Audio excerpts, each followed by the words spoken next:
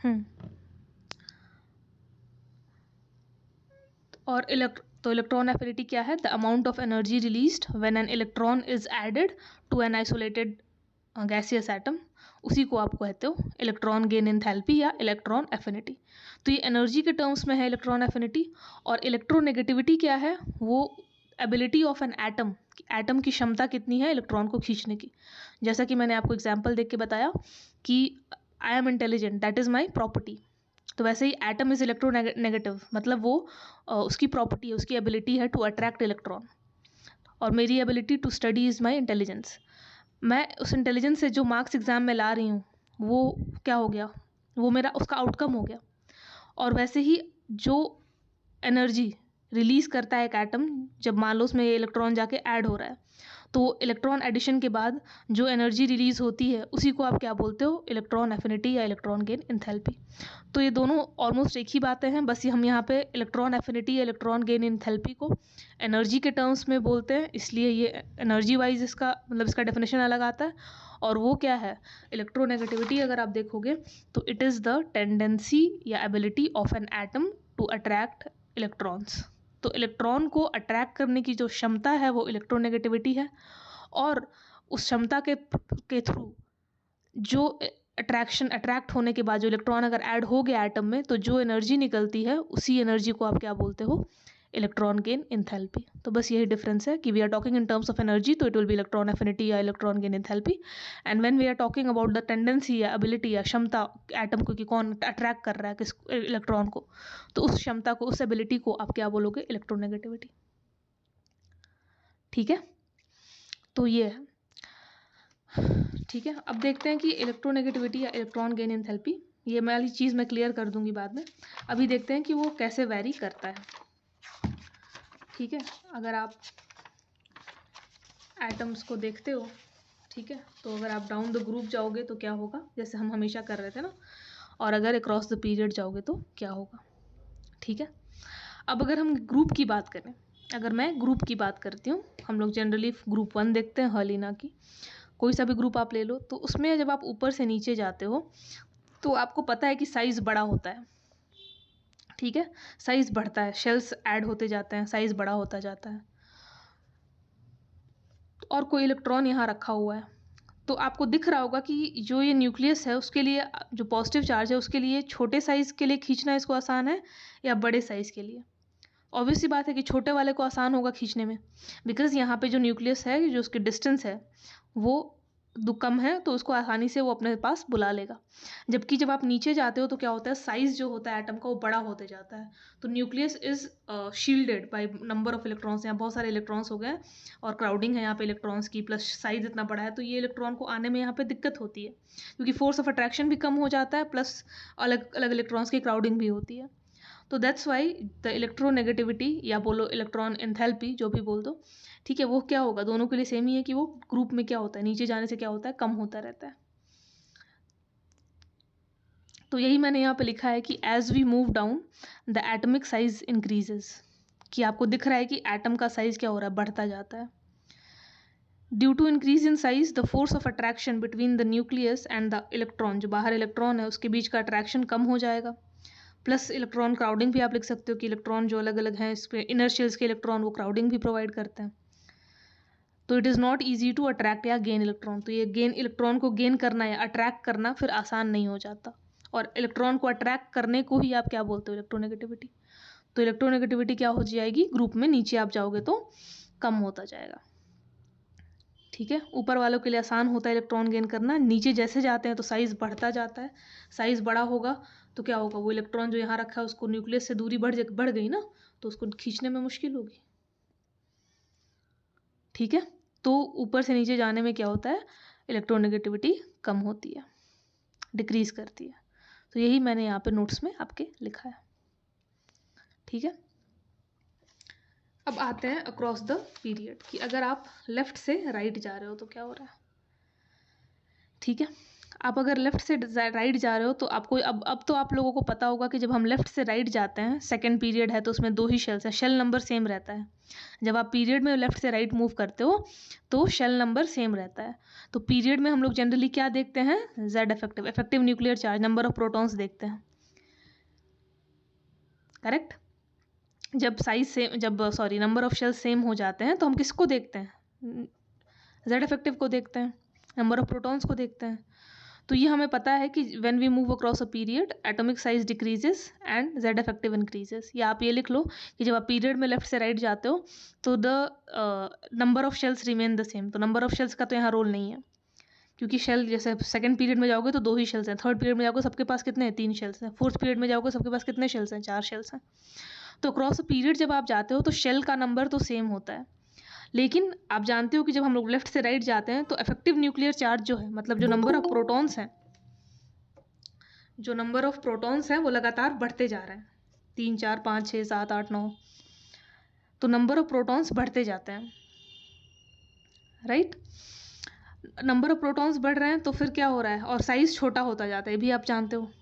तो आप 2 चीज़ देखो कि 2 चीज़ें हो रही हैं। आप लिथियम अगर बनाओगे तो इतना बड़ा होगा, बेरिलियम बनाओगे तो उससे थोड़ा छोटा होगा, है ना? बोरोन बनाओगे तो और थोड़ा छोटा होगा, कार्बन थोड़ा और छोटा, नाइट्रोजन और छोटा, ऑक्सीजन, फ्लोरीन। तो जो छोटा होगा उसके लिए आसान होगा ना, अगर यहाँ इलेक्ट्रॉन रखा है तो उसको खींचना, सही है ना? तो आपको दिख रहा है कि हम लोग जब लेफ्ट से राइट जाते हैं तो क्या होता है? एक तो प्रोटॉन की संख्या 3 4, यहाँ जो पॉजिटिव चार्ज है वो बढ़ते जा रहा है, पॉजिटिव चार्ज बढ़ते जा रहा है और साइज भी छोटा होते जा रहा है, ठीक है? तो there is greater nuclear force of attraction, और इलेक्ट्रॉन, बाहर वाले इलेक्ट्रॉन को खींचना आसान हो जाता है। तो यही मैंने यहाँ पे समझाया है कि as we move across a period, number of shells remain the same, the atomic size decreases and the Z effective continuously increases. Z effective बढ़ता हुआ आपको दिख रहा है, 3 4 5। Z इफेक्टिव है क्या? न्यूक्लियस में पॉजिटिव चार्ज जो प्रेजेंट है, नेट पॉजिटिव चार्ज। तो न्यूक्लियस में आपको दिख रहा है कि एटॉमिक नंबर बढ़ रहा है, मतलब प्रोटॉन बढ़ रहा है, तो प्रोटॉन बढ़ता जा रहा है। तो एक तो साइज छोटा होता जा रहा है, ऊपर से आप देख रहे हो कि प्रोटॉन भी बढ़ता जा रहा है, तो पॉजिटिव ज़्यादा होगा तो आराम से इलेक्ट्रॉन को खींच लेगा ना अपने पास। तो यही लिखा है नेक्स्ट लाइन में कि due to greater nuclear force of attraction it is easier to attract electrons.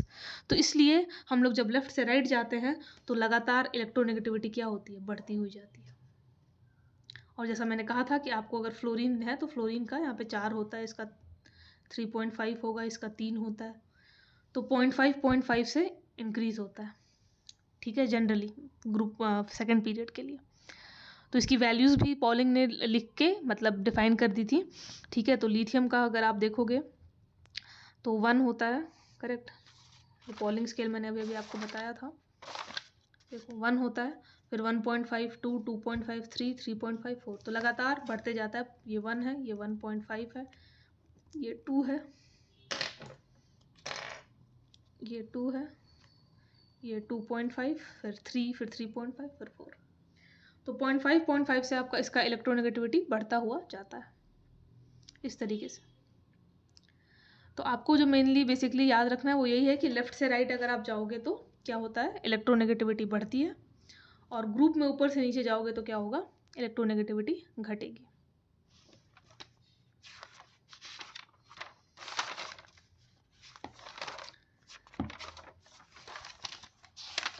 देखो ऊपर से नीचे जा रहे हैं तो साइज बढ़ता है। तो यहाँ पे हम लोग हमेशा ये चीज़ ध्यान रखना कि जब आप ग्रुप देखते हो तो आपको साइज मतलब शेल का नंबर देखना है।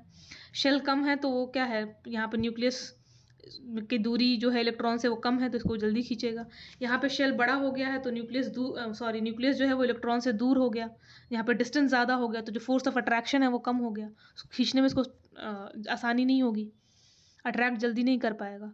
प्लस इलेक्ट्रॉन की भी क्राउडिंग है, बहुत सारे बीच में इलेक्ट्रॉन्स है जो इनर शेल्स में, तो इसलिए यहाँ पे EN डिक्रीज करेगा। और अगर आप सेम पीरियड में देखो तो लेफ्ट से राइट जाओगे तो एक तो आपको पता है कि यहाँ पे साइज कम होता जा रहा है, साथ में जो प्रोटॉन्स हैं उनको देखो बढ़ते जा रहे हैं, 3 4 5 6 7 8 9, एटॉमिक नंबर बढ़ता जा रहा है, Z इफेक्टिव बढ़ता जा रहा है, तो आसान होगा खींचना इलेक्ट्रॉन को, ठीक है?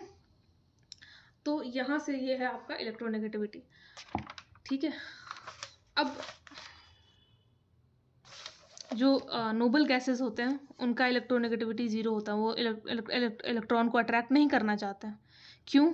क्योंकि जो नोबल गैसेस होते हैं वो आपका उनका ऑक्टेट कंप्लीट है ऑलरेडी, तो वो बाहर से इलेक्ट्रॉन ना लेना चाहते हैं ना देना चाहते हैं, तो यहाँ पे इनका इलेक्ट्रोनेगेटिविटी नहीं होता है, तो हम इनको कंसिडर नहीं करते। हम यहाँ से यहीं तक का 17th ग्रुप तक ही पढ़ते हैं, ठीक है। तो नोबल गैसेस का ईएन नहीं होता है, ज़ीरो होता है, ठीक है। अब यहाँ से आपको, अगर आपको याद होगा पीरियोडिक टेबल, या फिर अगर मैं बताऊँ आपको एक तरीके से, तो देखना यहाँ पे हाइड्रोजन हो गया, यहाँ हीलियम बना लिया, ठीक है।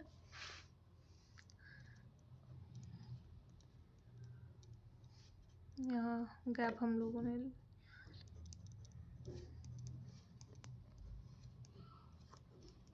यही था, ठीक है। यहाँ सोडियम बेटा मांगे, यहाँ पे गैप होता है, और यहाँ से मैं स्टार्ट कर देती हूँ बोरॉन वाला, ठीक है।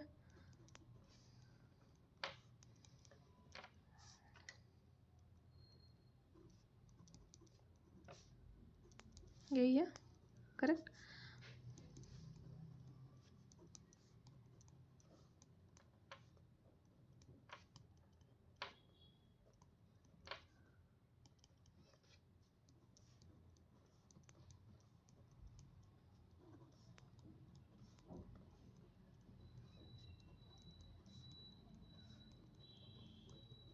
यही पढ़ा था हमने। ये आपका पीरियोडिक टेबल आपको अभी तक याद हो गया होगा। ये आपका ग्रुप नंबर 1 है, ये आपका ग्रुप नंबर 2 है। यहाँ पे 3 से 12 होता है, जो हमें नहीं पढ़ना है अभी फ़िलहाल, अभी नहीं पढ़ना है। ये आपका ग्रुप नंबर 13, ये 14, ये 15, 16, 17, 18, 18 होता है, करेक्ट। ये हमने ग्रुप लिख दिया है,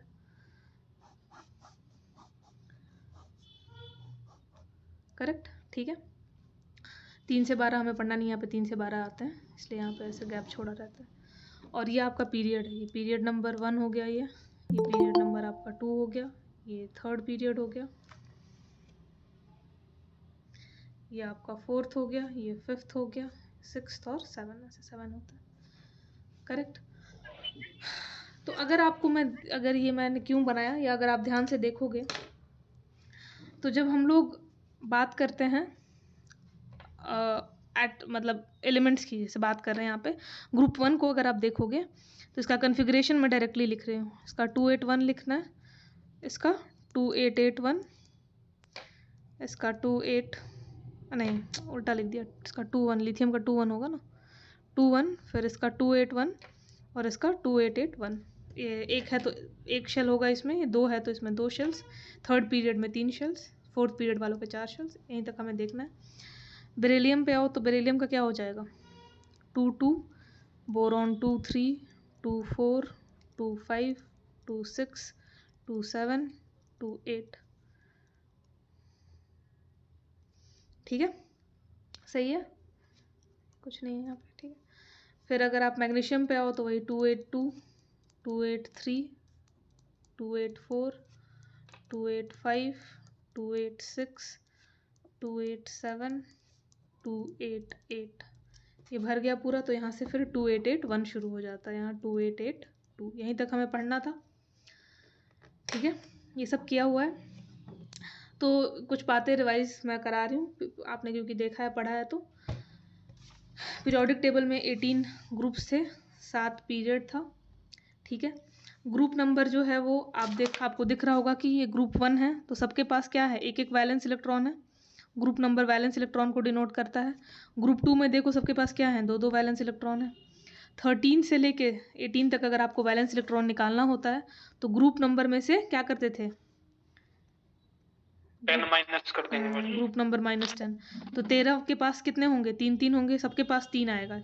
लिख के देख लेना, सब पूरा मतलब नहीं, अगर आपको इसका एटॉमिक नंबर नहीं पता कोई फ़र्क नहीं पड़ता, आपको पता है कि इसके 3 वैलेंस इलेक्ट्रॉन है। 14 वालों को देखो सबके पास कितने हैं, 4 हैं। 15 वालों का 10 माइनस कर दो, कितने हैं, 5 हैं।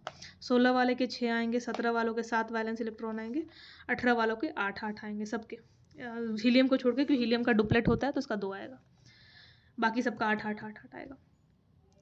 तो ग्रुप नंबर से हम लोग क्या डिसाइड करते थे, नंबर ऑफ वैलेंस इलेक्ट्रॉन, ठीक है। अगर आप पीरियड को देखोगे तो पीरियड देखो, अगर पीरियड नंबर 1 है, तो भी पढ़ाया था मैंने कि पीरियड 1 में देखो क्या है, सिर्फ के शेल भर रहा है, हाइड्रोजन और हीलियम 2 ही एलिमेंट्स हैं इसमें, और दोनों के शेल में, इसमें एक गया इसमें दो ही एलिमेंट्स आते हैं फर्स्ट पीरियड में। सेकंड पीरियड को देखो, सेकंड पीरियड जो होता है वो एल शेल के भरने से शुरू होता है। के बाद क्या है, एल शेल, 1 से स्टार्ट होता है, एल शेल 2 3 4 5 6 7 8 तक पूरा भर गया, करेक्ट। तो इसमें सेकंड और थर्ड में 8 एलिमेंट होते हैं। नेक्स्ट अगर थर्ड पीरियड शुरू होता है तो वो तीसरा शेल यानी एम शेल के भरने से स्टार्ट हो रहा है। थर्ड पीरियड है तो इसके पास मतलब इसके पास 3 शेल्स होंगे, तो पीरियड नंबर जो है वो नंबर ऑफ शेल्स को दिखाता है। तो थर्ड पीरियड अगर आपने देखा तो इसके पास के, एल और एम 3 शेल्स है, और तीसरा वाला जो शेल है वो यहाँ से भरना शुरू होता है, 1 2 3 4 5 6 7 8 तक ये भी भरा, करेक्ट, ठीक है। फिर फोर्थ पीरियड पे जैसे ही आए तो फिर देखो वहाँ पे एन शेल भरना शुरू हो जाता है, फिर वो आगे ऐसे ही बढ़ेगा, तो उसके आगे हमें देखना नहीं है। तो ये मैंने चीज़ें हम लोग ऑलरेडी कवर की हुई हैं। यहाँ से अगर आपको एक और चीज़ यहाँ से क्लियर होती है कि भाई देखो अगर आप देख रहे हो तो ग्रुप 1 देखो एक वैलेंस इलेक्ट्रॉन है, तो वैलेंस इलेक्ट्रॉन अगर आपको पता होता है तो आप वैलेंसी निकाल सकते हो। तो आप अगर देखोगे तो ये जो इधर वाले हैं, जो ग्रुप 1 वाले हैं, इनके लिए क्या आसान होगा कि एक इलेक्ट्रॉन लूज कर दें, ठीक है। 2 वालों के लिए क्या आसान होगा, ये 2 इलेक्ट्रॉन लूज कर दें। 3 वालों के लिए भी 3 इलेक्ट्रॉन लूज करना आसान होगा, क्योंकि उनको क्या करना है, अपना ऑक्टेट या डुप्लेट कंप्लीट करना है। फोर्थ वाले में मैंने कहा था कि यहाँ पे शेयरिंग होती है, तो जनरली इसकी वैलेंसी हम 4 लिखते हैं। 15 ग्रुप के बाद क्या होता है कि 5 वैलेंस इलेक्ट्रॉन है सबके पास, तो ये क्या प्रेफर करते हैं, 5 लूज करने के बजाय क्या करेंगे, 3 गेन करते हैं, तो 5 3 या 8 हो जाएगा। एम यही है कि बाहर वाले शेल में 8 होना चाहिए, तो ये लोग क्या करते हैं, लूज कर देते हैं। तो देखो ये लूज कर देगा तो 8 हो जाता है, 2 वाला 3 लूज करना आसान होता है, 4 में शेयरिंग होती है, और 5 से क्या होता है, गेनिंग स्टार्ट हो जाता है। ये 6 वाला जिसके पास 6 वैलेंस इलेक्ट्रॉन है वो 2 गेन करेगा, 7 वैलेंस इलेक्ट्रॉन है वो 1 गेन करेगा। इनका वैलेंसी 0 होता है, क्योंकि इनके पास ऑलरेडी 8 मतलब ऑक्टेट इनका ऑलरेडी सबका कंप्लीट है, इसका डुप्लेट इसका सबका ऑक्टेट। तो अगर मैं यहाँ से आप लोगों को ये चीज़ बोलूँ कि देखो ऐसा हो रहा है, दूसरे कलर का पेन नहीं है, मैं अगर यहाँ से यहाँ बोलूँ कि अगर मैं यहाँ पे नीचे इसके वैलेंसी लिखूँ, ठीक है, नीचे, तो ग्रुप 1 वालों की वैलेंसी 1 होती है, ग्रुप 2 वालों की वैलेंसी 2 है, 13 वालों की वैलेंसी 3 है, 4, 14 ग्रुप जो है ये देखो इसका वैलेंसी आके यहाँ पे 4 हो गया, 1 2 3 4, दिख नहीं रहा है क्या। ग्रुप 15 को देखो जिसके पास 5 वैलेंस इलेक्ट्रॉन है, तो ये क्या प्रेफर करता है कि 3 बाहर से गेन कर लूँ, यही प्रेफर करेगा, करेक्ट, ग्रुप 15। तो इसकी वैलेंसी होगी 3।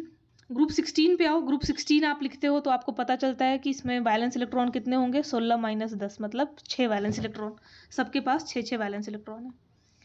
तो 6 वैलेंस इलेक्ट्रॉन है तो इसको क्या करेगा, इसके लिए क्या आसान होगा कि 2 इलेक्ट्रॉन बाहर से गेन कर ले, 8 हो जाएगा। तो इसकी वैलेंसी कितनी हो गई, 2।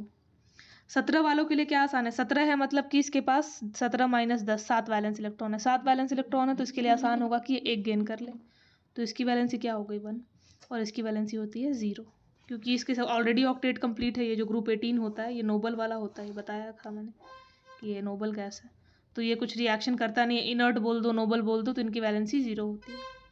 तो यहाँ से आपको वैलेंसी का ट्रेंड आपको दिख रहा होगा कि वैलेंसी पीरियोडिक टेबल में पहले 4 तक बढ़ती है, 1 2 3 4, और फिर 3 2 1 0 हो जाती है, बताया था मैंने।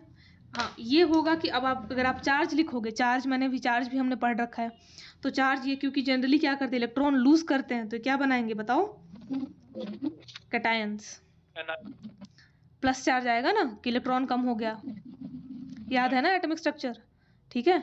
तो ये जनरली इलेक्ट्रॉन इन लोगों ने लूज किया तो एक इसका 1 इलेक्ट्रॉन कम होता है तो +1 चार्ज आता है, ये लोग 2 इलेक्ट्रॉन लूज कर रहे हैं तो +2 चार्ज आता है, ये 3 इलेक्ट्रॉन लूज कर रहा है तो +3 चार्ज आता है। यहाँ मैंने कहा था कि जनरली शेयरिंग होती है, नहीं तो कभी कभार इलेक्ट्रॉन गेन होता है तो -4 कार्बाइड जैसे आता है, तो जनरली इसको हम बोलते हैं कि शेयरिंग हो रहा है। तो चलो इतना। फिर यहाँ पे अगर आप देखोगे नाइट्रोजन ऑक्सीजन ये सब सारे ग्रुप्स में, तो ये 3 गेन कर रहा है, तो इलेक्ट्रॉन जब गेन होता है तो कौन सा चार्ज आता है, माइनस, क्योंकि इलेक्ट्रॉन 3 बढ़ गया इसके पास तो -3 आ गया। यहाँ पे देखोगे तो ये 2 इलेक्ट्रॉन सब गेन कर रहे हैं तो -2 चार्ज आएगा, यहाँ पे क्या आएगा, -1 या 0। तो ये चार्ज मैंने लिखा, वैलेंसी अभी भी आप 1 2 3 ही बोलोगे, ये चार्ज लिखा है मैंने, ये चार्ज, जबकि अगर मैं आयंस के साथ लिख दूं तो चार्ज बोल दिया मैंने, ठीक है, करेक्ट। और अगर मैं ऐसे बोलूँ नॉर्मल वैलेंसी, तो वैलेंसी 1 2 3 4 तक बढ़ती है, फिर 3 2 1 0 हो जाती है। चार्ज अगर आप बोलोगे तो हाँ भाई, ग्रुप 1 से लेके 13 तक पॉजिटिव होता है, मतलब कैटायन बनाता है, और 15 से लेके 17 तक ये क्या है, नेगेटिव चार्जेस, मतलब एनायंस बनाता है, ठीक है। तो अभी तक हमने जो भी चीज़ें पढ़ी थी पास्ट उसमें, उसी को मैंने थोड़ा सा बताया है यहाँ पे, ठीक है। अब आपको पता होगा कि जो भी एलिमेंट इलेक्ट्रॉन लूज करता है, ठीक है, जो एलिमेंट इलेक्ट्रॉन को लूज करता है उसको आप क्या बोलते हो, मेटल बोलते हो, ठीक है। तो अगर एलिमेंट है जो इलेक्ट्रॉन लूज कर रहा है, इलेक्ट्रॉन लूज करके कैटायन बना रहा है, तो सारे के सारे मेटल्स कहलाते हैं। यानी कि अगर आप ध्यान से देखोगे तो ग्रुप 1 से लेके 13 तक, ग्रुप 1 से लेके 13 तक, ग्रुप 1 से लेके 13 तक सारे क्या हैं, मेटल्स हैं। मेटल्स उन एलिमेंट्स को कहा जाता है जो इलेक्ट्रॉन लूज करने की टेंडेंसी रखते हैं, इलेक्ट्रॉन लूज करते हैं। इलेक्ट्रॉन लूज करने के बाद वो कैटायंस बनाते हैं, प्लस चार्ज उन पे आ जाता है। मेटल्स जनरली जो होते हैं वो डक्टाइल होते हैं, सोनरस होते हैं, मैलिएबल होते हैं। एक एक करके समझते हैं इसका मतलब। डक्टाइल मतलब होता है कि आप उसको तार में खींच सकते हो। जो मेटल्स होते हैं, जैसे कॉपर ले लिया, एल्युमिनियम ले लिया, लोहा ले लिया, इसको अगर आप लोगे तो उसको आप लंबा करके तार में खींच सकते हो। इसके एक्सेप्शंस भी हैं, जैसे सोडियम और पोटेशियम जो होते हैं वो सॉफ्ट मेटल्स होते हैं, वो टूट जाते हैं। तो एक्सेप्शंस भी, ऐसा नहीं कि सारे मेटल्स ऐसे होते हैं, मैक्सिमम, ठीक है, विद एक्सेप्शंस। सोनोरस मतलब टन टन, अगर आप उसको ऐसे ज़मीन पे पटकोगे तो टन से आवाज़ आएगी, तो इसको सोनोरस कहा जाता है कि आवाज़ करते हैं, वो मेटेलिक आवाज़ होती है उनकी, ठीक है। मैलिएबल, मैलिएबल मतलब होता है कि उसको अगर आप हथौड़े से मारोगे तो वो टूटेगा नहीं, वो शीट उसका वो चपटा कर दोगे बिल्कुल, और शीट बन जाएगा। जैसे एल्युमिनियम का फॉयल बनता है, रदरफोर्ड ने गोल्ड का फॉयल यूज़ किया था, सिल्वर का फॉयल बन जाएगा। तो आप किसी भी चीज़ का ऐसे जो मेटल्स होते हैं उनका फॉयल बना सकते हो। फिर से कह रही हूँ, ये यहाँ पे एक्सेप्शंस हैं। जो लिक्विड मेटल्स, अभी आपको मैंने एक PDF दिया था जहाँ फैक्ट्स लिखा हुआ था, तो कई सारे मेटल्स लिक्विड फॉर्म में भी होते हैं। 6 मेटल्स ऐसे हैं पीरियोडिक टेबल में जो लिक्विड फॉर्म में एग्जिस्ट करते हैं। कुछ मेटल्स ऐसे हैं जैसे सोडियम हो गया, पोटेशियम हो गया, कैल्शियम हो गया, ये सारे थोड़े से सॉफ्ट मेटल्स होते हैं, इनको मारोगे तो टूट जाएगा, ये टन टन साउंड नहीं बजाते। तो विद एक्सेप्शंस आता है ये सब, मैं इन जनरल की बात कर रही हूँ। आप लेके 1 से 13 तक इसमें बहुत सारे मेटल्स होंगे ना, 91 अराउंड मेटल्स हैं पूरे पीरियोडिक टेबल में। तो इस सबके लिए नहीं है, मैक्सिमम मैं बता रही हूँ, कुछ एक्सेप्शंस हर जगह होते हैं, लेकिन मैक्सिमम जो मेटल्स होते हैं वो मैलिएबल होते हैं, उनको पीटोगे तो शीट बना देंगे। सोनरस होते हैं, मतलब उनमें आवाज़ आएगी। आपका ये इलेक्ट्रिसिटी को कंडक्ट करते हैं, ठीक है। इलेक्ट्रिसिटी को कंडक्ट करना मतलब आप इनके तार वार लगाते हो ना, तो इसमें से इलेक्ट्रॉन पास होता है। तो इलेक्ट्रिसिटी जो आप तार यूज़ करते हो, कॉपर का तार होता है, ठीक है। तो वहाँ से अगर इलेक्ट्रॉन उसमें से पास कर सकते हैं, इलेक्ट्रिसिटी को कंडक्ट कर सकते हैं। तो ये सारे कुछ मेटल्स के प्रॉपर्टीज़ होते हैं। तो ये बाद में भी आएंगे मेटल्स और नॉन मेटल्स, जब मैं बताऊंगी, जब हम लोग केमिकल बॉन्डिंग के बाद एक ऐसे ही 12th वाली चीज़ें करेंगे तो उसमें मैं यहाँ पे बता दूंगी आप लोगों को। लेकिन फिर भी ये थोड़ा बहुत पता होना चाहिए, ठीक है। इसके बाद आप ग्रुप 14 से देख लो, ठीक है। 14 से लेके और 17 तक, इनको हम क्या, 18 तक बोल दो, ये सारे के सारे क्या हैं। अब जबकि 18 तो खैर नोबल गैस है, बट स्टिल इनको हम जनरली आप बोल सकते हो क्या है, ये नॉन मेटल्स, ठीक है। 18 को छोड़ ही दो, ये नोबल गैस है, 17 तक बोलो, ठीक है। तो 14 से 17 तक अगर आप देखोगे ग्रुप को, तो क्या है, नॉन मेटल्स। अब नॉन मेटल्स क्या है, ये जनरली क्या करते हैं, इलेक्ट्रॉन को एक्सेप्ट करते हैं। अब आप बोलोगे मैम कार्बन तो शेयरिंग करता है, शेयरिंग भी करता है। और मैंने एक और चीज़ बताई थी कि कभी कभार क्या होता है, C-4 कार्बाइड, ये बताया था मैंने। तो कभी कभार आपको माइनस देखने को मिलता है, क्योंकि ये गेन कर सकता है, लूज नहीं करता है, भले गेन कर ले। मेटलॉइड्स कौन से होते हैं? बता रही हूँ एक एक करके, ठीक है। अब जल्दी में बहुत लग रहा है, एक एक करके सब बताऊंगी, ठीक है। सॉरी। तो ये -4 इसका, ठीक है। तो अब यहाँ से यहाँ तक अगर देखोगे तो क्या होगा, इनको हम नॉन मेटल्स कहते हैं। इनकी टेंडेंसी क्या होती है कि क्या करेंगे, इलेक्ट्रॉन को बाहर से गेन करेंगे, ठीक है। इलेक्ट्रॉन को ये गेन करेंगे, जैसे ये है, अगर ये जनरली शेयर करेगा लेकिन 4 गेन करके C-4 बना सकता है। ये नाइट्रोजन अगर करेगा 3 गेन करेगा तो N-3 बनाएगा, -3। ऑक्सीजन 2 इलेक्ट्रॉन गेन करेगा तो O-2 बनाएगा। फ्लोरीन, क्लोरीन, ब्रोमीन, आयोडीन, ये सारे क्या करेंगे, 1 इलेक्ट्रॉन गेन करेंगे तो -1 चार्ज इन पे आएगा। तो ये सारे क्या है, नॉन मेटल्स हैं। तो ग्रुप 14 से लेके 17 तक आपके नॉन मेटल्स हैं। अब कुछ ऐसे आते हैं, ठीक है, जो मेटल्स की भी प्रॉपर्टी शो करते हैं, नॉन मेटल्स की भी प्रॉपर्टी शो करता है, ठीक है। तो ऐसे एलिमेंट्स जो कभी कभार मेटल्स की तरह बिहेव करते हैं, कभी कभार नॉन मेटल्स की तरह बिहेव करते हैं, उनको आप क्या कहते हो? मेटलॉइड्स कहते हो। ठीक है, तो ये जो एलिमेंट्स होते हैं दे शो प्रॉपर्टीज़ कभी कभार, ठीक है, depending on the situation they will act as metal, कभी कभार depending on situation they will behave as non metal. तो ऐसे एलिमेंट्स जो दोनों की प्रॉपर्टी कभी कभार डिपेंड, ऐसा नहीं कि दोनों एक साथ करेंगे, जैसे सिचुएशन रहेगा उसके अकॉर्डिंग, तो उनको हम क्या कहते हैं? मेटलॉइड्स कहते हैं। मेटलॉइड्स सेमीकंडक्टर्स भी बनाते हैं। फिजिक्स में एक चैप्टर होता है सेमीकंडक्टर्स, ठीक है, तो इलेक्ट्रिसिटी भी कंडक्ट, जबकि नॉन मेटल्स को इलेक्ट्रिसिटी कंडक्ट नहीं करना चाहिए, बट वो आप पढ़ोगे, ठीक है, तो वहाँ पे जो मेटलॉइड्स होते हैं वो इलेक्ट्रिसिटी कंडक्ट करते हैं, दो कि वो नॉन मेटल्स के कैटेगरी में हमने लिखा है, लेकिन वो एक्चुअली नॉन मेटल्स नहीं है, क्या है? मेटलॉइड्स। इसलिए ही उनको मेटलॉइड्स कहा गया, because at times they will behave as metals also. कुछ कुछ प्रॉपर्टीज़ वो मेटल की शो कर देते हैं, कभी कभार नॉन मेटल की तरह। तो ये बीच के जो होते हैं उनको हम क्या कहते हैं? Non metalloids. ठीक है, अब ये मेटलॉइड्स हैं कौन कौन से? तो इसको हमने दिखाने के लिए मैंने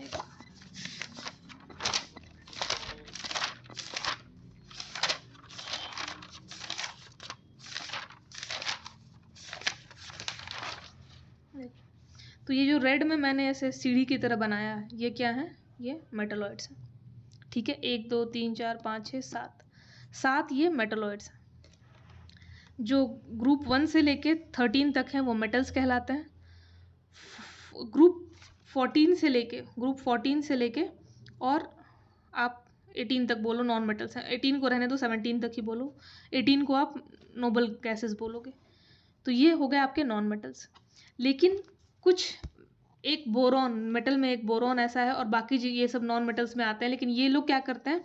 ये कभी कभार मेटल्स की तरह बिहेव करने लगेंगे, और बोरॉन ऐसा मेटल है जो कभी कभार नॉन मेटेलिक प्रॉपर्टी शो कर देता है। ठीक है, तो इन सब को हमने एक ऐसा बनाया, और इसको हमने कहा, ये जो जितने आपको 7 एलिमेंट्स दिख रहे हैं, boron, silicon, germanium, arsenic, antimony, टेलेरियम, polonium. तो आपको इसमें से कौन कौन से ध्यान रखने हैं? आपको इसमें से बोरॉन याद रखना है, सिलिकॉन, जर्मेनियम, आर्सेनिक, ये 4 आपको याद होने चाहिए कि चारों क्या हैं? नॉन मेटलॉइड्स हैं। सॉरी, मेटलॉइड्स क्यों बोला? Metalloids are those element which will behave as metal as well as non metal depending on the situation. Situation को देखते हुए, जैसे सिलिकॉन जो है वो इलेक्ट्रिसिटी कंडक्ट नहीं करना चाहिए, क्योंकि ये नॉन मेटल में आता है ना, 14 उसमें आता है, तो इसको तो इलेक्ट्रिसिटी कंडक्ट नहीं करना चाहिए था। कार्बन नहीं करता इलेक्ट्रिसिटी कंडक्ट, ठीक है, कार्बन भी कभी कभार कर देता है। ठीक है, वो कार्बन नहीं, मतलब ग्रेफाइट, कार्बन का एक फॉर्म होता है ग्रेफाइट, जिससे पेंसिल बनती है, राइट, वो कार्बन का ही एक एलोट्रॉफ है। तो कार्बन जब एलोट्रॉफिक फॉर्म में होगा तो ये भी कर, लेकिन कार्बन को हम मेटलॉइड नहीं बोलते हैं, और सारी प्रॉपर्टीज़ वो शो नहीं करता है। तो सिलिकॉन की बहुत सारी ऐसी प्रॉपर्टीज़ हैं, इंक्लूडिंग कंडक्शन ऑफ इलेक्ट्रिसिटी, ये सेमी कंडक्टर है। तो इससे आप जो है, आप सिलिकॉन से सेमी कंडक्टर्स बनाए जाते हैं जो मोटर वगैरह में यूज़ किए जाते हैं, तो वहाँ पे इलेक्ट्रिसिटी कंडक्शन का काम होता है। सेम विद जर्मेनियम, आर्सेनिक, ये सब। और भी ऐसी प्रॉपर्टीज़ होती हैं, जैसे कि ये लोग ना ऑक्साइड बनाते हैं जो अम्फोटेरिक नेचर का होता है। तो ये सारे जो उनकी कुछ कुछ प्रॉपर्टीज़ हैं, आपको तो बस ये याद रखना है कि बोरॉन, सिलिकॉन, जर्मेनियम और आर्सेनिक क्या है? मेटलॉइड्स हैं। मेटलॉइड्स क्यों नाम दिया गया? क्योंकि ये कभी कभार मेटल की तरह, कभी कभार नॉन मेटल की तरह बिहेव करते हैं। ठीक है, तो इनको आप कहते हो मेटलॉइड्स। तो ये आपको बोरॉन, सिलिकॉन, जर्मेनियम और आर्सेनिक इसमें ध्यान रखना है। बाकी सेलेनियम, टेलेरियम, पोलोनियम अगर नहीं भी ध्यान हो तो कोई बात नहीं है।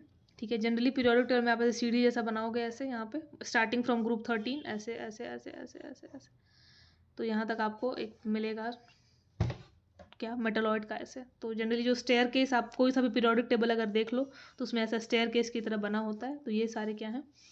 मेटलॉइड्स हैं। आपको जनरली याद रखना है बोरॉन, सिलिकॉन, जर्मेनियम और आर्सेनिक है मेटलॉइड्स। ठीक है, चलिए अब पूछिए जो डाउट्स हैं। बोलिए सर, आप क्या बोल रहे थे, बताइए।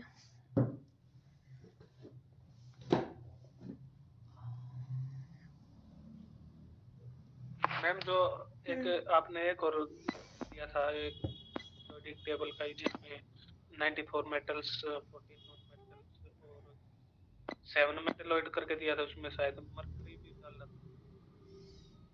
हाँ, 7 बोला था, बिल्कुल। कोई सा भी मैं मेटल ले लूँ, सोडियम ले लूँ, पोटेशियम ले लूँ, हाइड्रोजन ले लूँ, ये सब जब ऑक्सीजन के साथ रिएक्शन करते हैं, अभी रिएक्शन मैंने पढ़ाया नहीं है, बट स्टिल रिएक्शन जब करेंगे तो ये ऑक्साइड बनाते हैं। ठीक है।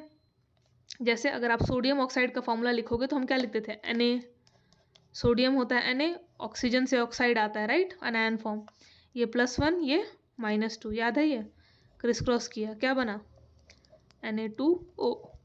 पोटेशियम वैसे ही करेगा तो क्या बनाएगा K2O। हाइड्रोजन करेगा तो क्या बनाएगा H2O। वैसे ही कोई सा भी और ले लो, कैल्शियम ले लो, कैल्शियम क्या बनाएगा वो बता सकता है कोई?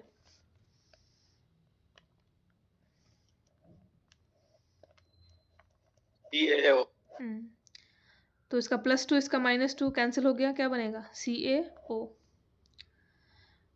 तो ये मेटल के क्या है, ऑक्साइड है, मतलब ऑक्सीजन से जब रिएक्ट करता है कोई भी मेटल तो ऑक्साइड देता है, वो मेटल का ऑक्साइड ही। सोडियम होगा तो सोडियम ऑक्साइड देगा, पोटेशियम होगा तो पोटेशियम ऑक्साइड देगा, हाइड्रोजन है तो हाइड्रोजन ऑक्साइड, इसी को पानी भी कहा जाता है, वाटर। कैल्शियम है तो कैल्शियम ऑक्साइड। तो कोई भी मेटल जो होता है जब ऑक्सीजन से रिएक्ट करता है तो उसका ऑक्साइड देता है। वैसे ही नॉन मेटल भी अगर करेगा, जैसे मान लो अगर मैं कार्बन ले लूँ, कार्बन ऑक्सीजन के साथ रिएक्ट करता है, बिल्कुल करेगा, क्या बनाएगा कार्बन डाइऑक्साइड। सल्फर करेगा, क्या बनाएगा सल्फर डाइऑक्साइड। ये सब कोवलेंट बॉन्ड है, ठीक है। यहाँ पे इसको आप ऐसे नहीं कर सकते, क्रिस क्रॉस मेथड से नहीं होता है, ये आगे रिएक्शंस में पढ़ा दूंगी मैं, ठीक है, करेक्ट। क्योंकि कई लोग बोलते हैं कि मैम सल्फर तो 2 है और ये भी 2 है तो ये तो SO2 क्यों आया। तो ये सिर्फ आयनिक बॉन्ड के लिए क्रिस क्रॉस मेथड लगता है, जहाँ पे एक मेटल और एक नॉन मेटल रिएक्ट कर रहे हो। जब दो नॉन मेटल्स रिएक्ट करते हैं तो वहाँ पे कोवलेंट बॉन्ड बनता है।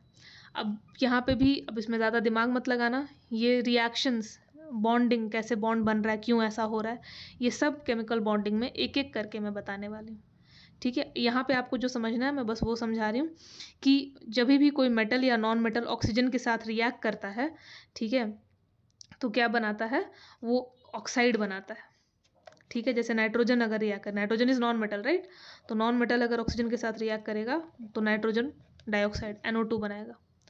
तो ये सारे के सारे मेटल्स हों या नॉन मेटल्स हों, they will react with oxygen and form oxide, ठीक है। जो मेटल्स होते हैं वो बनाते हैं बेसिक ऑक्साइड, ठीक है।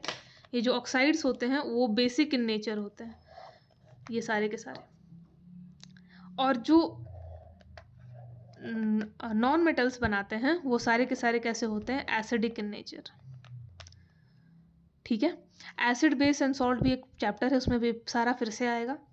समझने की क्या बात है, देखो मैंने आप लोगों को बताया था कि ग्रुप 1 को हम एल्कली मेटल्स कहा जाता है, ग्रुप 2 को एल्कलिन अर्थ मेटल्स कहा जाता है, बताया था, इनका कॉमन नेम है ग्रुप का नाम में। मैंने ये भी कहा था कि एल्कली मतलब क्या होता है, वो ऐसे बेस होते हैं जो पानी में घुल जाते हैं। बेस मैंने कहा था कि आपको एसिड बेस में और क्लियरली मैं बताऊंगी। मैंने कहा था कि देखो बेस जो होता है वो OH मतलब उसमें होता है, वो अगर आप टेस्ट करोगे तो आपको कैसा लगेगा, कड़वा लगता है, ठीक है, सोपी अपीयरेंस होता है, सब बेस के कैरेक्टरिस्टिक हैं। पानी में ये OH आयंस देता है। तो एनीवेज ये सारे के सारे बेस ऐसे भी मैंने कहा था कि एल्कली है या बेस इनका बनता है, जो भी ये सारे सोडियम हो गया, पोटेशियम हो गया, कैल्शियम हो गया, कोई सा भी आप ले लो, लिथियम हो गया, जो भी है इन लोग सारे जो है वो रिएक्ट करके पानी के साथ बेस बनाते हैं।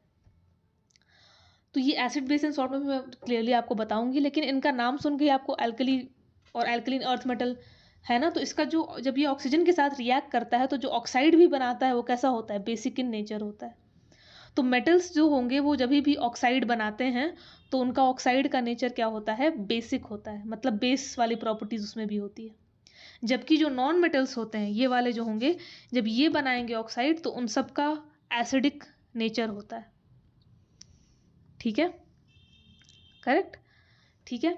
आपको अगर मैंने एक कॉमन नेम दे के दिया था, तो आप जितने भी एसिड का नाम बता सकते हो ना, कोई सा भी एसिड बोलो, hydrochloric acid HCl, sulphuric acid H2SO4, nitric acid HNO3, phosphoric acid H3PO4, ये सारा आएगा, आपको याद करना है। मैंने ऑलरेडी लिख के फॉर्मूला दिया था कॉम कि आप उसको लिख के कहीं चिपका लेना, क्योंकि वो धीरे धीरे करके सब आएंगे तो लिखते लिखते आदत हो जाएगी। लेकिन अभी मैं बस बता रही हूँ, यहाँ से इनिशियल स्टार्ट हो रहा है कि जो नॉन मेटल्स होते हैं वो सारे के सारे एसिड बनाने में, HI एसिड है, HF एसिड है, HCl एसिड है, HBr एसिड है, ठीक है। तो ये सारे के सारे क्या होते हैं, एसिडिक ऑक्साइड भी बनाते हैं, और साथ में जो एसिड जो यही चीज़ आगे चल के ना जब पानी के साथ रिएक्ट करेगी तो क्या बन जाएगा, एसिड बन जाएगा, ठीक है, ये आगे मैं पढ़ाऊंगी प्रॉपर।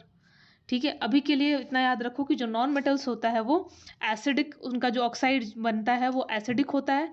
आगे चल के यही ऑक्साइड जब पानी के साथ रिएक्ट करा दोगे तो यही क्या बना देंगे, प्रॉपर एसिड बना देंगे। जैसे CO2 से H2CO3 बन जाता है, SO2 से H2SO4 बन जाता है। ठीक है, तो ऐसे करके आपको धीरे धीरे हम लोग पढ़ेंगे क्या होता है कि जितने भी एसिड्स होते हैं वो इधर ही इसके ऑक्साइड से बनते हैं जनरली। तो anyways you have to know that non metals जो ऑक्साइड बनाते हैं वो, या फिर नॉन मेटल्स ही, एसिड भी नॉन मेटल्स ही बनाते हैं, और जो उनका ऑक्साइड ऑक्सीजन से रिएक्ट करके जो ऑक्साइड बनाएंगे, जैसे carbon dioxide, nitrogen oxide, sulphur dioxide, ये सारे के सारे जो होंगे वो भी क्या होते हैं, एसिडिक इन नेचर होते हैं। इसको मैं एक और तरीके से समझाती हूँ कि मान लो कि अगर आप लोगों ने ये थोड़ी एक नॉर्मल चीज़ होती है एसिड रेन, एसिड रेन बोला जाता है। तो हम कहते हैं कि पोल्यूशन ज़्यादा हो रहा है इसलिए एसिड रेन हो रहा है। कि पोल्यूशन क्यों होता है, क्योंकि जो हम लोग गाड़ी चलाते हैं, कारखाना है, फैक्ट्री है, उन सबसे हार्मफुल गैसेस निकलते हैं। कार्बन डाइऑक्साइड निकलता है, हार्मफुल है। सल्फर डाइऑक्साइड निकलता है, सल्फर ट्राइऑक्साइड निकलता है, SO3 SO2, है ना, ये सारे, नाइट्रोजन डाइऑक्साइड निकलता है, NO2, ये सारे हार्मफुल गैसेज हैं। इसलिए हम लोग को कहा गया है कि आजकल बैटरी इलेक्ट्रिक वाली चीज़ें चल रही हैं कि भाई इसको यूज़ करो तो इन्वायरमेंट फ्रेंडली रहेगा। ठीक है, पेट्रोल डीजल का दाम भी बढ़ा हुआ है। दूसरी चीज़ ये भी है कि अगर पेट्रोल डीजल यूज़ करते हो तो उससे बहुत पोल्यूशन होता है। ये पोल्यूशन, ये जब जो गैसेस होते हैं CO2 SO2, ये जब ऊपर जाते हैं, इनका आसमान में जाते हैं, तो पानी के साथ, मतलब जब क्लाउड बनता है तो क्या होता है, अगर दिल्ली में कोई रहा है तो स्मॉग, वहाँ पे फॉग जो है वो भी काला काला हो गया है, क्योंकि ऊपर सस्पेंडेड रह जाते हैं। अगर यही चीज़ बारिश के फॉर्म में गिरता है तो वो बारिश कैसा होता है, हार्मफुल होता है। वो आपके अगर स्किन पे गिरेगा तो वो आपको, ठीक है, स्किन के डिजीजेस कॉज कर सकता है। ताजमहल पे गिरा है तो ताजमहल का आपने देखा होगा कि जो वाइटनेस है वो धीरे धीरे ख़त्म होता जा रहा है, कोरोड होता जा रहा है। कोई भी एसिड चीज़ अगर गिरती है तो क्या होता है, ऊपर का लेयर ख़राब कर देता है, राइट। तो वही चीज़ है कि बार बार उस पर हो रहा है, भले बहुत कम इंटेंसिटी का है लेकिन बार बार गिर रहा है, तो उसके कारण क्या हो गया है कि जो आपका ताजमहल का कलर है वो डिस्कलर होता जा रहा है ना, पीलापन आता जा रहा है उसका। तो ये सब एसिड रेन, तो ये बताने का बस ये मकसद था कि जो नॉन मेटल्स होते हैं, जो ऑक्साइड्स बनाते हैं, बहुत हार्मफुल होता है, एसिडिक इन नेचर होता है। उसको सांस में लोगे तभी भी प्रॉब्लम्स आते हैं। जितने भी ये सब लंग्स के डिजीज़ हैं, आपका एम्फिसमा हो गया है ना, प्रॉब्लम ब्रोंकाइटिस हो गया, ये सब क्यों हो रहा है, क्योंकि पोल्यूशन वाला हवा ले रहे हो आप, एसिडिक ऑक्साइड ले रहे हो आप। ठीक है, रही बात अगर नॉन मेटल से जो ऑक्साइड बनाते हो, ठीक है, तो वो ऑक्साइड जो होता है वो बेसिक इन नेचर होता है। ठीक है, उनका नेचर बेस का होता है। बात समझ में आई। तो अगर यहाँ नॉन मेटल्स, यहाँ मेटल्स लिखा है, तो मेटल्स कैसे जो ऑक्साइड बनाएंगे, ऑक्साइड वो कैसा होगा, वो होगा बेसिक। तो इसको कहा जाता है कि metals will form basic oxide. तो जितने ऑक्साइड बनेंगे, Na2O, K2O, CaO, ये सारे कैसे होंगे, बेसिक इन नेचर। जो नॉन मेटल्स बनाते हैं ऑक्साइड, जैसे carbon dioxide, sulphur dioxide, nitrogen dioxide, जो भी, वो सारे के सारे कैसे होते हैं, एसिडिक इन नेचर होते हैं। ठीक है, और जो मेटलॉइड्स, अब देखो ये मेटलॉइड्स हो गए। मेटलॉइड्स हैं क्या, ये हैं एलिमेंट्स ही जो कभी कभार बन गए मेटल्स, कभी कभार बन गए non metals, depending on the situation. तो ये जो ऑक्साइड भी बनाते हैं वो कभी एसिडिक होता है, कभी बेसिक होता है। तो ऐसे ऑक्साइड्स को हम कहते हैं एम्फोटेरिक ऑक्साइड। एम्फोटेरिक, एम्फोटेरिक का मतलब क्या है, आपने एक वर्ड सुना होगा एम्फीबियन। एम्फी मतलब होता है दोनों। ठीक है, तो बायोलॉजी में ये टर्म है, मैं बायोलॉजी की स्टूडेंट तो उसके अकॉर्डिंग समझा रही हूँ आप लोगों को। एम्फीबियन हिंदी में क्या बोलेंगे इसको, देखो एम्फीबियन वो होता है जो ज़मीन पे भी रह सकता है और पानी में भी रह सकता है, जैसे मेंढक हो गया। ठीक है, अमीबा। नहीं, अमीबा तो फिर सर अलग हो गया, अमीबा तो फिर माइक्रो ऑर्गेनिज्म होता है। एम्फीबियन, एम्फीबियन मतलब होता है कि ऐसे प्रजाति जो ज़मीन पे भी सर्वाइव करती है और पानी के अंदर भी सांस ले सकती है, जैसे मेंढक होते हैं। ठीक है, उनके पास क्या होता है कि गिल्स भी होते हैं और लंग्स भी होते हैं उनके पास, तो वो पानी के अंदर भी रह सकते हैं और उभयचर। हाँ, तो एम्फी मतलब होता है दोनों। तो यहाँ पे एम्फोटेरिक भी लिखा है, मतलब ये एम्फो होता है, मतलब ये बेसिक भी नेचर का हो सकता है, एसिडिक भी हो सकता है, डिपेंडिंग कि कैसे सिचुएशन में ये बना है। ठीक है, जैसे सिलिकॉन का ऑक्साइड होता है SiO2, तो एसिडिक नेचर भी शो करता है अगर आप रिएक्शन कराओगे लिटमस पेपर के साथ, और कभी कभार बेसिक भी शो करता है। तो ये डिपेंडिंग, तो ये जो भी बीच वाले होते हैं मेटालॉइड्स होते हैं, तो ये इनका ऑक्साइड जो है वो एम्फोटेरिक कहा जाता है, कि ये एसिडिक भी हो सकता है बेसिक भी हो सकता है, depending on the nature, depending on the circumstance situation, आप कैसे रिएक्शन किससे करा रहे हो। ठीक है, तो आपको जो यहाँ से याद रखना है वो यही देखो, 3 चीज़ें ध्यान रखनी है। एक कि 1 से 13 तक जो भी एलिमेंट्स हैं वो क्या हैं, मेटल्स हैं। मेटल्स क्यों हैं, क्योंकि ये इलेक्ट्रॉन लूज करना प्रेफर करते हैं। इनका आप कन्फिग्रेशन लिखोगे, सबके इसके वैलेंस इलेक्ट्रॉन यहाँ से आपको पता चल जा रहे हैं। देखो, इसका 1 वैलेंस इलेक्ट्रॉन, इसका 2 वैलेंस इलेक्ट्रॉन, 13 वाले का 3, 14 वाले का 4, तो 14 छोड़ दो 13, तो ये 1 2 3 वैलेंस इलेक्ट्रॉन है, तो ये लूज करना प्रेफर करते हैं। जो एलिमेंट इलेक्ट्रॉन लूज करते हैं उन्हीं को आप क्या बोलते हो, मेटल्स बोलते हो। मेटल्स इलेक्ट्रॉन लूजिंग टेंडेंसी रखते हैं, ठीक है, आसानी से इलेक्ट्रॉन लूज करना चाहते हैं। तो ये क्या है, तो ये और ये लूज करने के बाद कटायंस बनाते हैं। ठीक है, तो ये आपके हो गए मेटल्स। इनका ऑक्साइड अगर बनता है तो वो बेसिक इन नेचर होता है। ठीक है, उनका नेचर बेसिक है, क्योंकि ये बेसेस ही, जो बेस हम लोग पूरा पढ़ेंगे ना, वो मेटल्स ही बेस बनाते हैं। ठीक है, NaOH, KOH, COH, ठीक है, तो इनके ऑक्साइड को जब आप वाटर में डालोगे, जैसे मान लो मैंने Na2O को पानी में डाला तो NaOH दे देगा, और NaOH सोडियम हाइड्रोक्साइड क्या है, बेस है एक तरीके का, ये एसिड बेस एंड सॉल्ट में आ जाएगा। तो अभी के लिए इतना ध्यान रखो कि मेटल्स बेसिक ऑक्साइड बनाते हैं। बेसिक मतलब मैंने बता दिया कि OH उसमें लगा रहेगा पानी में डालोगे तो, और दूसरी चीज़ की ये क्या होते हैं, कड़वा टेस्ट करेगा, सोपी या स्लिपरी इन अपीयरेंस होगा। तो ये सारे बेस के प्रॉपर्टीज़ है, और आगे इसको पढ़ना है हमें। नॉन मेटल्स हैं 14 से लेके आप 17 तक जो है वो नॉन मेटल्स आपके आएंगे। इनके पास क्या होता है, इनके वैलेंस इलेक्ट्रॉन 4 5 6 या 7 होते हैं। तो ये क्या करेंगे, इलेक्ट्रॉन गेन करना प्रेफर करते हैं। इलेक्ट्रॉन गेन करेंगे तो ये क्या बना देते हैं, अनायंस बना देते हैं। और जनरली ये क्या करते हैं, जो ऑक्साइड अगर बनाएंगे, ऑक्साइड अगर बनाते हैं तो वो एसिडिक इन नेचर होता है। जैसे कार्बन डाइऑक्साइड, सल्फर डाइऑक्साइड, ये सब एसिडिक इन नेचर होता है, एनवायरनमेंट के लिए हार्मफुल होता है, एसिड रेन वगैरह कॉज करता है। तो ये एसिडिक इन नेचर होता है। जितने एसिड्स हम पढ़ोगे वो सारे के सारे, nitric acid, sulphuric acid, carbonic acid, hydrochloric acid, सारे के सारे नॉन मेटल से ही बनते हैं मोस्टली। ठीक है, तो यहाँ पे आपका एक टॉपिक था metallic and non metallic character, तो वो थोड़ा सा मैंने कवर किया है। ठीक है, चलो अब ये जब अगर आपको समझ में आ गया तो नॉर्मल बेसिक हो गया पीरियोडिक टेबल का। तो अब यहाँ से आपको एक चीज़ मैं बता दूँ कि जब आप, हमने अभी जब जो चीज़ें पढ़ी हैं उसको देख लेते हैं। कि मैंने कहा था कि जब आप साइज़ की बात करो तो ऊपर से नीचे जाते हैं, ऊपर से नीचे अगर आप जाओगे तो साइज़ क्या होगा, बढ़ेगा, क्योंकि जब ऊपर से नीचे जाते हो तो शेल की संख्या बढ़ती जाती है। ये हाइड्रोजन के पास 1 शेल होगा, लिथियम के पास 2 शेल हो जाएगा, सोडियम के पास 3 शेल हो जाएगा, पोटेशियम के पास 4, क्योंकि देखो 4 पीरियड में है। तो यहाँ पे क्योंकि शेल का साइज बढ़ता जाता है, तो ग्रुप में, अब किसी भी ग्रुप में ऊपर से नीचे जाओगे तो शेल का संख्या बढ़ता है तो साइज बढ़ेगा। जब आप लेफ्ट से राइट जाते हो, लेफ्ट से राइट जाओगे तो देखो शेल का संख्या सेम रहेगा, 3 है तो 3 ही सबके पास शेल रहेगी, थर्ड पीरियड वालों के पास। लेकिन क्योंकि जेड इफेक्टिव लगातार बढ़ते जा रहा है, 11 12 13 14 15 16 17, तो क्या होता है कि साइज छोटा होते जाता है। एक्सेप्ट यहाँ पे, क्योंकि यहाँ पे मैंने कहा था साइज़ की बात हो रही है सिर्फ, तब कि जो नोबल गैसेस होते हैं उनका साइज़ हल्का सा बढ़ जाता है इसके मुकाबले, क्योंकि यहाँ स्टेबिलिटी गेन होती है, स्टेबिलिटी गेन होती है तो एनर्जी रिलीज होती है, उसके कारण साइज़ हल्का सा बढ़ जाता है। ये साइज़ की बात की थी। फिर हमने 2 चीज़ें और पढ़ी थी, पहला पढ़ा था आयनाइजेशन एनर्जी, दूसरा पढ़ा था इलेक्ट्रोनेगेटिविटी। तो आयनाइजेशन एनर्जी वो एनर्जी होती है जो आपको लगानी पड़े बाहर से, देनी पड़े बाहर से इलेक्ट्रॉन को निकालने के लिए। तो the energy required to remove an electron from an atom isolated in its isolated gaseous state, वो था एनाइजेशन एनर्जी। तो जब आप नीचे जाओगे तो ऑब्वियस सी बात है कि आपको एनर्जी कम लगानी पड़ेगी, क्योंकि साइज बड़ा है तो इलेक्ट्रॉन आसानी से न्यूक्लियस के पकड़ से आप उसके चुंगल से छुड़ा सकते हो। न्यूक्लियस पकड़ के नहीं बैठा, साइज बड़ा है तो न्यूक्लियस और इलेक्ट्रॉन के बीच की दूरी ज़्यादा है, तो फटाक से आप उसको निकाल लोगे। तो नीचे जाने पर आयनाइजेशन एनर्जी घटती है, इधर जाओगे तो उतना ही दिक्कत होगा, क्योंकि साइज कम हो रहा है और क्या हो रहा है, जेड इफेक्टिव बढ़ रहा है, तो पकड़ के रखा हुआ है उसको, तो उसको निकालना मुश्किल हो जाता है। तो यहाँ पे एनर्जी आपको ज़्यादा लगेगी निकालने की।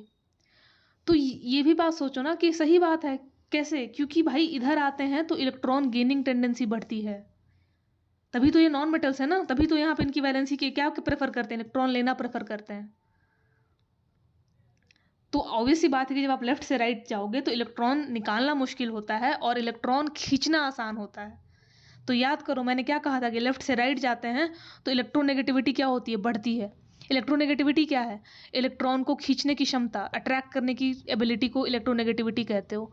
तो जब आप लेफ्ट से राइट जाते हो तो ऑब्वियस सी बात है कि साइज छोटा हो रहा है, यानी नॉन मेटल्स इधर आते हैं और नॉन मेटल्स हमेशा इलेक्ट्रॉन लेने वाले होते हैं, तो इलेक्ट्रॉन लेने वाली क्षमता जो है इधर बढ़ती है, इधर कम होती है इधर। और ऊपर से नीचे भी जाओगे, ऊपर से नीचे जाओगे तो जितने नीचे जाओगे उतने अच्छे मेटल्स होते हैं, क्योंकि वो आराम से इलेक्ट्रॉन लूज करते हैं। इलेक्ट्रॉन लूज करने के लिए ज़्यादा सबसे अच्छा मेटल अगर आपसे कोई पूछे तो आप बोल सकते हो फ्रांसियम है, क्योंकि वो सबसे बड़ा एक तो साइज है और सबसे आसानी से लूज करेगा। इसका जेड इफेक्टिव सबसे कम है ना। इधर आओगे तो ऑब्वियसली बात है कि जेड इफेक्टिव बढ़ता है तो नॉन मेटेलिक कैरेक्टर बढ़ता है। तो दो नए टर्म्स है, मेटेलिक और नॉन मेटेलिक कैरेक्टर। तो आपको समझ में आ रहा होगा कि जब आप लेफ्ट से राइट जाते हो तो आपका मेटेलिक कैरेक्टर कम होते जाएगा और नॉन मेटेलिक कैरेक्टर बढ़ता जाता है, और जब आप ऊपर से नीचे आते हो तो आपका मेटेलिक कैरेक्टर बढ़ता जाता है और नॉन मेटेलिक कम होता जाता है। ये बात समझ में आई या नहीं आई, एक बार सोचो दिमाग में और मेरे से पूछो फिर। इलेक्ट्रॉन लूजिंग टेंडेंसी को ही आप मेटेलिक कैरेक्टर एक तरीके से बोलते हो, ठीक है। इलेक्ट्रॉन लूज इजी, तो मैं कह सकती हूँ कि metallic character is directly proportional to ionisation, मतलब sorry inversely proportional to ionisation energy. मतलब अगर आपको जो भी आसानी से, अगर इसको दिक्कत होती है इसको रहने दो, मैं ये कह सकती हूँ कि जो आसानी से इलेक्ट्रॉन लूज कर दे ना वो क्या होगा, वो ज़्यादा अच्छा मेटल होगा या उसका मेटालिक कैरेक्टर ज़्यादा होगा, ठीक है। ये मैं कैरेक्टर की बस बात कर रही हूँ। और अगर मैं नॉन मेटालिक कैरेक्टर की बात करूँ तो नॉन मेटालिक कैरेक्टर कोई भी नॉन मेटल क्या होता है जो कि इलेक्ट्रॉन गेन करे इजीली, ठीक है। तो इलेक्ट्रॉन गेन करे इजीली तो मैं कह सकती हूँ कि या फिर जिसको मैं बोलूँ कि जिसका ईएन क्या हो, ज़्यादा हो। इलेक्ट्रोनेगेटिविटी भी तो वही चीज़ है ना कि इलेक्ट्रॉन गेन करने की क्षमता को ही आप इलेक्ट्रोनेगेटिविटी बोलते हो, करेक्ट। इलेक्ट्रोनेगेटिविटी अब जिसकी ज़्यादा होगी वो ज़्यादा अच्छा नॉन मेटल होगा, वो जल्दी इलेक्ट्रॉन को खींचेगा, ठीक है। या फिर मैं ऐसे भी कह सकती हूँ कि हमें नॉन मेटेलिक कैरेक्टर देखना है तो क्या होना चाहिए कि साइज़ उसका छोटा हो, साइज़ कम हो और जेड इफेक्टिव ज़्यादा हो। तो साइज़ छोटा रहेगा और जेड इफेक्टिव, यहाँ प्रोटॉन्स जितने ज़्यादा होंगे और साइज़ जितना छोटा रहेगा वो इलेक्ट्रॉन जो यहाँ पे रखा है उसको जल्दी से खींच लेगा फटाक से, और इसी को आप नॉन मेटेलिक कैरेक्टर बोलते हो, इसी को आप ईएन भी बोलते हो। और अगर मैं मेटेलिक कैरेक्टर की बात करूँ तो मेटेलिक कैरेक्टर क्या है, इलेक्ट्रॉन लूजिंग इजीली, कि इलेक्ट्रॉन आसानी से लूज करे, मतलब जिसका साइज़ बड़ा होगा, जो जितना ज़्यादा बड़ा होगा और जिसमें जेड इफेक्टिव अगर साइज़ सेम, अगर मान लो कि साइज़ सेम जब आ जाता है, जब सेम वाले आते हैं तो जेड इफेक्टिव कम होना चाहिए, मतलब कि इसका साइज़ बड़ा होगा तो वो इलेक्ट्रॉन क्या करेगा, इसके इलेक्ट्रॉन की पकड़े आसानी से यहाँ से हटा देगा। और यहाँ पे प्रोटॉन कम होने चाहिए, प्रोटॉन कम होगा तभी तो इसको ज़ोर से नहीं पकड़ेगा, तो आराम से इलेक्ट्रॉन रिमूव हो जाएगा यहाँ से, ठीक है। तो ये सारे इंटरलिंक्ड है, में कुछ ज़्यादा सोचना या फिर ज़्यादा वो करना है नहीं, साहब आपने एक बात समझ ली तो फिर वो आप बहुत आसानी से चीज़ें बता सकते हो, ठीक है। देखो ये मैंने यहाँ पे एक बात लिखी थी कि inversely proportional to I, inversely proportional मतलब एनर्जी हमको कम लगना चाहिए। तो इन्वर्स में इसलिए बोला क्योंकि जिसकी आयनेशन एनर्जी ज़्यादा होगी मतलब वो अच्छा मेटल नहीं है, आयनेशन एनर्जी कम होगी मतलब वो मेटल अच्छा है। आयनेशन एनर्जी कम होना मतलब एनर्जी इसको कम लगनी चाहिए निकालने में, ठीक है। तो इसलिए ये लिखा था, ये कन्फ्यूज़ हो रहा है तो मत लिखो, इसको रहने दो। आप ये याद रखो कि मेटेलिक कैरेक्टर मतलब इलेक्ट्रॉन आसानी से लूज कर दे। इलेक्ट्रॉन आसानी से लूज कौन करेगा, जिसका साइज बड़ा होगा और यहाँ पे प्रोटॉन कम होने चाहिए, ठीक। उसका उल्टा होता है मेटेलिक नॉन मेटेलिक कैरेक्टर, कि मतलब जो मेटल को इलेक्ट्रॉन को आसानी से खींच ले, मतलब उसका इलेक्ट्रोनेगेटिविटी ज़्यादा हो, इलेक्ट्रॉन अट्रैक्ट करने की क्षमता जितनी ज़्यादा हो उतनी आसानी से इसको खींचेगा। और उसके लिए क्या होना चाहिए कि साइज छोटा हो और ज़्यादा इफेक्टिव प्रोटॉन ज़्यादा हो, ठीक है। तो ये है आपका metallic and non metallic character, ठीक है। चलो अब कुछ क्वेश्चंस करते हैं, वहाँ से आपको ये चीज़ें बात समझ में आ रही है आपको, ठीक है। तो ये आपको दो तीन चीज़ें मैं बताती हूँ, ध्यान से सुनना। फिर से एक बार देखते हैं, हमने बात की मेटेलिक और नॉन मेटेलिक कैरेक्टर की, ठीक है।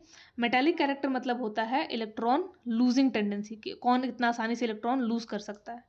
तो अच्छा मेटल वही होता है जो आराम से इलेक्ट्रॉन लूज कर दे।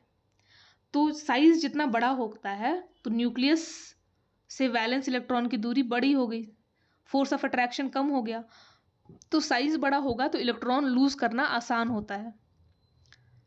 तो इसलिए अगर मैं ग्रुप में जाती हूँ तो मैं जानती हूँ कि as we move down the group तो साइज बड़ा बढ़ते जाता है, आपने देख चुके हैं ऑलरेडी। तो हाइड्रोजन, लिथियम, सोडियम, पोटेशियम में पोटेशियम का साइज सबसे बड़ा होगा। तो अगर मैं यहाँ तक बोलूँ तो सबसे अच्छा मेटल पोटेशियम होगा। अगर मैं रुबिडियम, सीजियम, फ्रांशियम में बोलूँ सबसे अच्छा फ्रांशियम होगा, क्योंकि साइज बड़ा है तो आसानी से इलेक्ट्रॉन लूज कर देगा। ठीक है, तो आप ऊपर से नीचे कहीं से भी जाओ, यहाँ ऊपर से नीचे जाओ, यहाँ जाओ, यहाँ जाओ, ये तो हम कैरेक्टर की बात कर रहे हैं ना, तो नीचे वालों का मेटेलिक कैरेक्टर ज़्यादा होता है एज कंपेयर टू ऊपर वाले when we move down a group.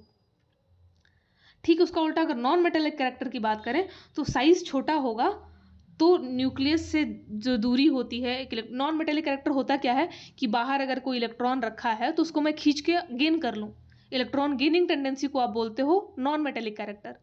तो बाहर रखे इलेक्ट्रॉन को कौन खींच सकता है? जिसका साइज छोटा हो, जेड इफेक्टिव ज़्यादा हो, प्रोटॉन ज़्यादा होने चाहिए और साइज छोटा होना चाहिए। तो अगर मैं ग्रुप में ऊपर से नीचे जाती हूँ, मैं ग्रुप की भी बात कर रही हूँ, तो ऊपर वाले जो होते हैं उनका साइज छोटा होता है, तो अगर बाहर इलेक्ट्रॉन रखा है वो जल्दी खींचेंगे एज कंपेयर टू नीचे वाले। तो हम ये कह सकते हैं कि अगर हम ग्रुप में ऊपर से नीचे देखते हैं तो नीचे जो होते हैं वो अच्छे मेटल्स होते हैं, ऊपर जो होते हैं वो नॉन मेटल्स होते हैं, मतलब नॉन मेटेलिक कैरेक्टर होता है, ऐसे बोलो। ठीक है, तो हम जब ऊपर से नीचे जाते हैं तो मेटेलिक कैरेक्टर बढ़ता है और नॉन मेटेलिक कैरेक्टर घटता है। ठीक है, जब आप लेफ्ट से राइट जाओगे तो लेफ्ट से राइट जब आप जाओगे तो ठीक इसका उल्टा होता है कि साइज क्या होता है, छोटा होते जाता है। तो साइज क्योंकि छोटा होते जा रहा है तो लेफ्ट हैंड साइड में आपको नॉन मेटेलिक कैरेक्टर बढ़ता हुआ दिखेगा। फ्लोरीन अच्छा नॉन मेटल है as compare to oxygen, nitrogen, ये ऐसे ऐसे। तो यही वाली छोटी सी बात है कि मेटेलिक कैरेक्टर मतलब इलेक्ट्रॉन लूजिंग टेंडेंसी, मतलब साइज बड़ा होना चाहिए तो आसानी से इलेक्ट्रॉन लूज हो जाएगा, क्योंकि जो न्यूक्लियस की पकड़ होगी वो इलेक्ट्रॉन पे कम होगी तो आराम से निकल जाएगा। नॉन मेटेलिक कैरेक्टर मतलब होता है कोई यहाँ पे एटम है, बाहर इलेक्ट्रॉन रखा, उसको फटाक से खींच ले। तो खींचने के लिए क्या चाहिए होगा, यहाँ पे न्यूक्लियस में बहुत सारे प्रोटॉन्स चाहिए होंगे, पॉजिटिव चार्ज ज़्यादा होगा और साइज भी छोटा चाहिए हमको। तो जिसका साइज छोटा है और जेड इफेक्टिव ज़्यादा है वो फटाक से खींचेगा। इसी को आप EN भी बोलते हो, इलेक्ट्रोनेगेटिविटी भी बोलते हो। तो मैं कह दूं कि भाई जिसकी इलेक्ट्रोनेगेटिविटी ज़्यादा होगी, या मैं कह दूं कि जिसका साइज छोटा होगा और जेड इफेक्टिव ज़्यादा होगा वो इलेक्ट्रॉन खींचेगा जल्दी। तो नॉन मेटेलिक कैरेक्टर के लिए साइज आपको देखना है कि किसका साइज छोटा है। जिसका साइज छोटा है, जेड इफेक्टिव ज़्यादा है, जैसे अगर मैं नाइट्रोजन, ऑक्सीजन, फ्लोरीन की बात करूँ तो साइज वैसे भी घट रहा है, और प्लस देखो 7, 8, 9, इसके पास 9 प्रोटॉन है, तो इसका सबसे ज़्यादा होगा इलेक्ट्रोनेगेटिविटी, या सबसे अच्छा नॉन मेटल होगा अगर मैं पीरियड की बात कर रही हूँ। तो अगर ग्रुप की बात करूँ तभी भी फ्लोरीन, अगर इस ग्रुप को देखें, मान लो ऑक्सीजन, सल्फर, ये वाले, तो इसमें भी ऑक्सीजन में ज़्यादा अच्छा नॉन मेटल होगा। क्यों? क्योंकि साइज इसका छोटा है। सल्फर में आओगे तो शेल्स बढ़ते जाएंगे, सेलेनियम में आओगे तो और शेल्स बढ़ जाएगा, नीचे जाने से साइज बढ़ता है ना। तो साइज बड़ा होगा तो भाई इलेक्ट्रॉन को चिपकाना, न्यूक्लियस को खींचना मुश्किल होगा। ठीक है, तो सिंपल सी बात है कि जब आप लेफ्ट से राइट जाते हो तो नॉन मेटेलिक कैरेक्टर बढ़ता है, मेटेलिक घटता है। लेकिन जब आप ऊपर से नीचे जाते हो क्योंकि साइज बढ़ रहा है तो मेटेलिक कैरेक्टर बढ़ता है, नॉन मेटेलिक घटता है। तो आपको तो बस दो उसमें याद रखना है कि लेफ्ट से राइट जाओगे तो अच्छे नॉन मेटल्स होते हैं, नॉन मेटेलिक कैरेक्टर बढ़ता है, और ऊपर से नीचे जाते हो तो मेटेलिक बढ़ता है। नीचे ऐसे जाओगे तो नॉन मेटल्स आएंगे आपके, क्योंकि साइज बढ़ रहा है तो इलेक्ट्रॉन लूज करना आसान होते जाता है, और लेफ्ट से राइट जाते हो तो क्योंकि साइज छोटा होते जाता है तो फिर खींचना आसान होते जाता है। बोलो, बात समझ में आई नहीं आई?